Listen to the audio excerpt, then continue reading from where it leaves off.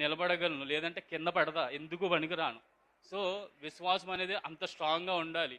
So ఎన్నో విధాల ఉపవాస కూడికలు ప్రార్థనలు అంటే మనం నేనే రాను, ఎవరో కాదు, ఉన్నమాట చెప్తున్నా, నేనే రాను. లోకానుసారంగా జీవిస్తాను. ఫెయిత్ ఎక్కడుంటుంది? మన హృదయంలో బలపరచడం అనేది మన హృదయంలో ఎక్కడుంటుంది? అసలు ఉండదు.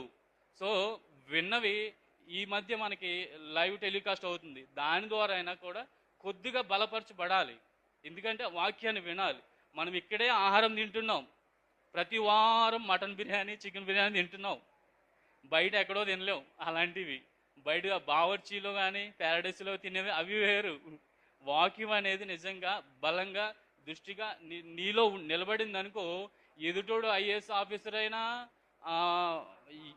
ఆత్మీయ ఆహారాన్ని ఇతరుల పట్ల ఎలా పంచుకోవాలనేది క్లియర్గా స్పష్టంగా మాట్లాడగలం. ఒకసారి దగ్గరికి వెళ్ళి వణుకుపోయి